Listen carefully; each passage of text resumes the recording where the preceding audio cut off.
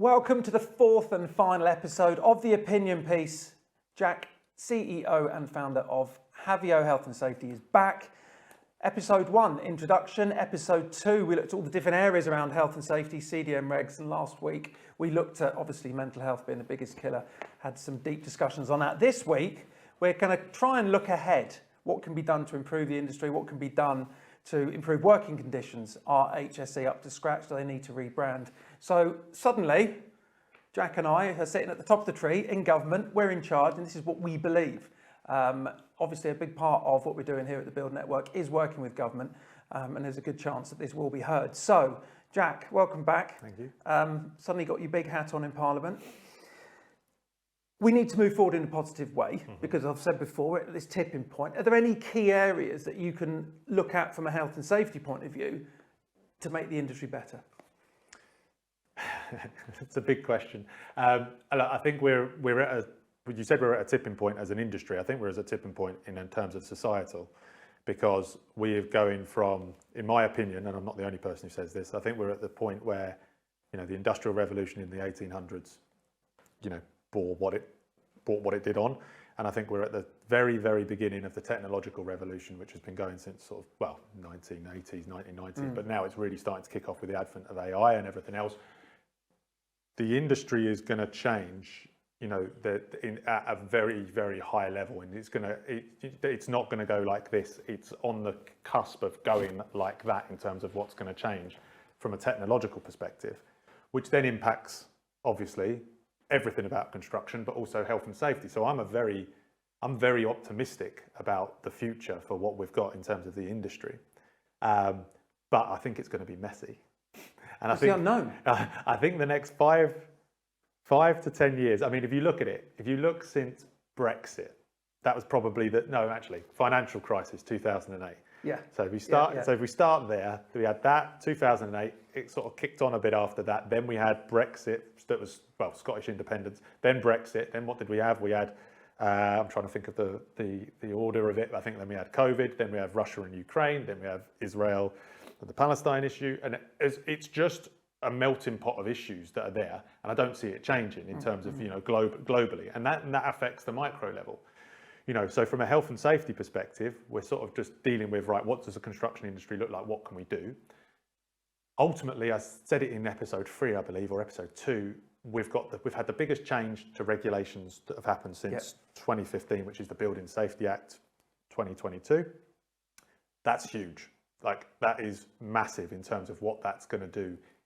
Essentially putting a very big onus on construction companies doing the right thing, and that the values of behaviour. There's actually something in there about behaviour, doing the right thing, which has never been in any regulation before, and is maybe a little bit woolly and subjective about what that means. But it's done for a reason, because they're saying, well, the construction industry has been doing things that it knows aren't right, but it's been doing it because that's where the profits have been. So whether or not that's procuring materials that should never be put on the outside of buildings, and we all know what I'm talking about. So the Building Safety Act is a time to try and redress that. And Dame Judith Hackett did a review. It was welcomed. It's taken quite a while. It's only just come into force, and there's going to be fallout from that. People are, we've spoken a lot about, approved inspectors, building control, all of that kind of stuff. 2 or 3 years worth, we've still got a bit of time ahead of us in terms of how that's going to all shake out. But that's big, and that's the right thing for the industry to do, and that will trickle down. Obviously, that's more from at the very big sort of construction levels, but it does apply to everything.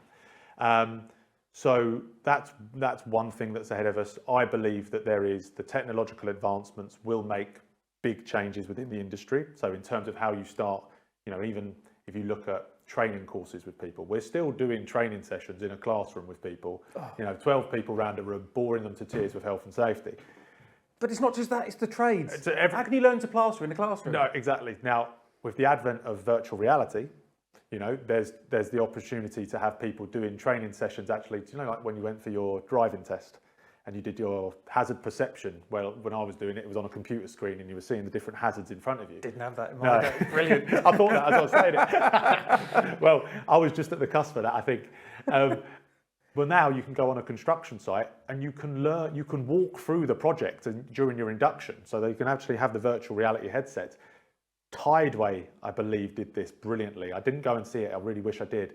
But they had a company that was working with them that actually was doing all that hazard perception stuff at the induction stage. Now, something as simple as that, most people, not most people, but a lot of people are visual, you know, and especially in the construction industry, people are quite right brain dominant. That will fit well rather than just seeing stuff on bits of paper.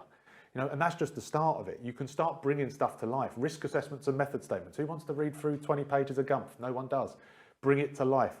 And then there's the whole data. Like, you know, with companies like myself who go out and do lots of inspections of work sites and that kind of stuff, you know, it's very important to be there and see things, but actually you can start seeing trends and using data in a certain way. That's only just really starting, you know, getting companies to put stuff, you know, rather than everything pen and paper, you can start putting stuff on data sets and everything like that. So there's huge opportunities there, but it will be messy as people start to get to grips with it. I don't want to put you on the spot, but I do agree with what you're saying. I think that the AI and everything just coming in at 100 miles an hour, we need to react as an industry, as you say, not to have as many problems. Yeah. I don't want to put you on the spot, but I do. Yeah. Are HSE up to taking this new concept on board early and helping the industry with it? Because as you rightly say, they've had numbers cut, you know, staff levels are lower, they're quite dinosaur-y in some elements.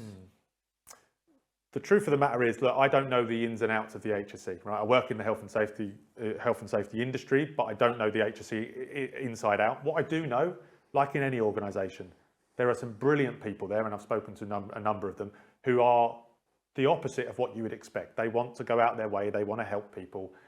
Yes, they're an enforcing body, but they're doing it from a good place. And you know, it's not their fault that the HSE got their budgets cut and then had to decide to try and earn the money to actually build it up. They had to then go and turn into kind of like a consultancy organisation.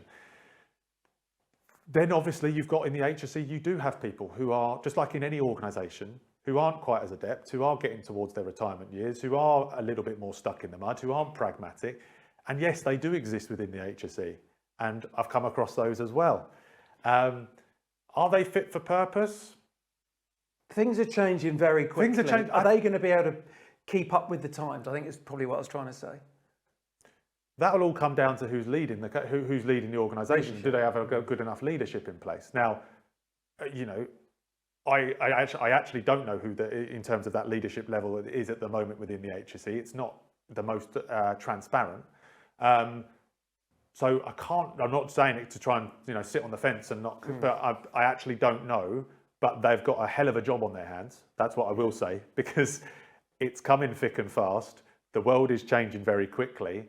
And, you know, being the CEO of a health and safety consultancy, you know, who's, might not look like it, but maybe younger in years, I don't know everything either, you know, and it's like, but I've got that leadership ability that to be able to forecast ahead and look at things and and ultimately the real important thing is it doesn't really matter about age. It's, you know, are you doing it for the right reasons? You know, what are your reasons for doing it? Are you in a health and safety consultancy just to earn money? Are you doing it to try and challenge the perceptions? Are you doing it to empower people? My job as a CEO at Havio is to try and make companies not dependent upon us, but is to empower people to do the right thing for themselves. And why? Because it's good for business. And that brings us in plenty of business. So I'm quite happy with that. Lots of people in our industry are doing it to try and, you know, tie themselves up in knots and basically go out to clients and make them dependent upon them, tie them into 5-year contracts that they can't get out of. And suddenly the health and safety industry has a bad reputation all over again. So, I mean, I don't mind, because I see that our approach is very different in the market, and there's some other brilliant ones out there as well, don't get me wrong.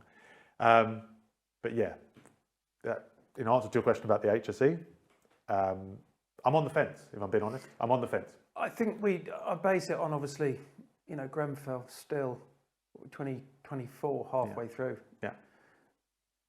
It's taken a long time to start getting things in place, and it's still not finished.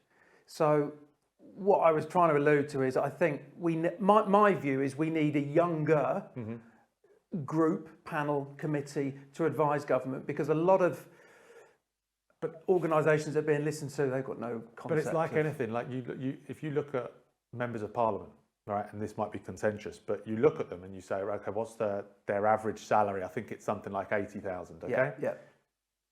Is that going to get you the best minds in parliament? I'm sorry, regardless, I know that's a lot of money, but it's not going to get you the best people at £80,000 a year, right, in Parliament. Now, I don't know what the HSE are paying. Yes, we're saying that they need to get the young, dynamic people into the industry, people who are going to be forward-thinking. Are they going to be prepared to go where it needs to go with all of their budgetary constraints to get those people in place? I don't know. I don't think so. If they want all these housing targets and everything else hit, I think they've got to, because that's one thing with our industry being so big, proof's in the pudding. Yeah. I saw a figure the other day, I can't remember what it was. It was hundreds of thousands of houses short over the last few years. We're not talking a couple of thousand. Yeah, but if you're good in health and safety, right, and you're really good, and you're visionary, and you're going to be you're either going to do it yourself, or you're going to be a health and safety director for one of the big boys earning 150 grand a year, right? Are the HSE going to ever pay that money to someone to run that organisation? And I think we all know the answer to that. So I'm not trying to be negative about it, but you're not going to get that visionary mind in that organisation. And that applies not just to health and safety, that applies to all these different organisations around the place. You know, the big construction companies can pay a lot of money for people, and I've seen it, and I'm, you know, in consultancy, I've seen the salaries, and this is the market forces. You have seen people that were once earning 30,000 that are now earning 60,000 in 2 years. In 2 years, you know, that didn't used to exist, but that's what's happened within the inflationary market that's existing around us. So I'm a realist at the same time. I think the HSE needs to adapt. It could adapt, but it's going to need the right people at the top. And do they have that? Are they going to have that budget available to them? I don't know. I'll be honest with you. I don't want to focus too much on the HSE, because I think where it's at is making companies do it, not because they're forced to, because they want to, because it makes good business sense. Then you don't have to worry about the HSE. And I always say this to my clients. I was like, what do you want to get out of this? And I was like, don't worry about the HSE turning up onto your site, because manage your site properly, and the HSE, you don't have to worry about them. So do the right thing because it's good for you, not because you're being told to do it. Leadership. Jack, thank you. Thank you. I think over the last 4 episodes, I believe we've covered health and safety quite well. Obviously, if there are any questions that you need answering, please look up social media, website. Jack's company is called Havio, Havio. Thank you ever so much, Jack. Thank you, it's been a pleasure. A lot of these topics we could discuss for a huge amount of time, but we tried to keep it short and concise like we do each week on The Opinion Piece. Thank you for watching. Thanks again to Jack, my guest, and we'll be back same time next week.